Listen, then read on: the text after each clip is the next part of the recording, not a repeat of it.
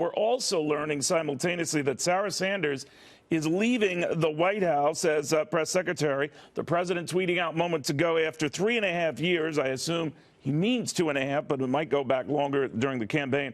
Our wonderful Sarah Huckabee Sanders will be leaving the White House at the end of the month and going home to the great state of Arkansas. She's a very special person with extraordinary talents who has done an incredible job. I hope she decides to run for governor of Arkansas, as you know her father was. She would be fantastic. Sarah, thank you for a job well done. Quick reaction to all of these developments with the Washington Examiner's Hugo Gurdon, the district media's Beverly Hallberg, and Democratic strategist David Tafuri. David, I ended with you. I hate to hit all of you with these breaking news developments that you haven't had a chance to digest, but is it your sense that this was inevitable? What do you think?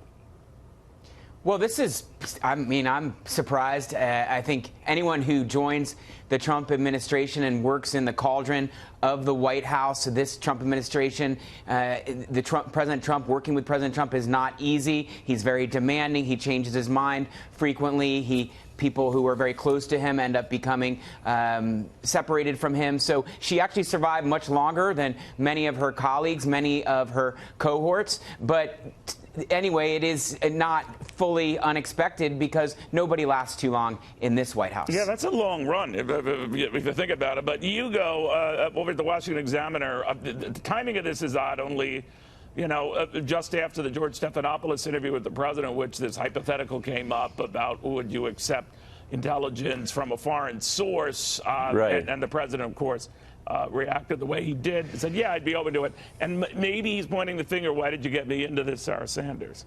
Well, I mean, that's an interesting theory, and I have to say that I don't know that that is the case. I suspect that there wouldn't have been quite such a fulsome farewell if there'd been some friction between them. But I think that I would agree with David that, Sarah Sanders was working at the interface between the White House and on the one hand and the press on the other. And there's a fantastic sort of clash between the two, and it's been going on. She's the one who, perhaps more than anybody else, has been dealing with that immensely tense and difficult relationship.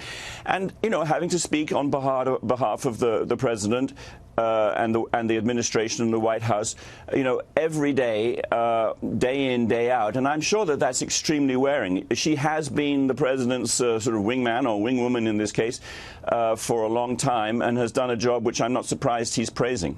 Beverly, if you think about it, it is a long run to be in essentially that same job since the beginning of this administration. Many have expressed frustration in the media that the president doesn't hold as many press conferences, that there aren't these daily briefings to the extent that there were. That's not her call. That's the president's call. And that is what has got the media wincing when it always happens. They can't put that on her. But what do you think of this? Oh, well, first of all, I agree with my other panelists. This is one of the toughest jobs in Washington, D.C. I think, especially in this role with one of the presidents that would be toughest to be the press secretary for. He's had one of the most contentious relationships with the media. And so for her to go out there and I think do an amazing job in how she's handled this. I do think there have been a few controversies, but I wouldn't be surprised if just the rigor of this job combined with her being a mother is one of the reasons why she's saying right now, I definitely want to take a step back and do something different. But I also wouldn't be surprised to find out if the president was unhappy that he had this interview with George Stephanopoulos because of all of the controversy surrounding that. Who knows if that was her call? We probably won't find out. But I agree that was probably an interview he shouldn't have taken.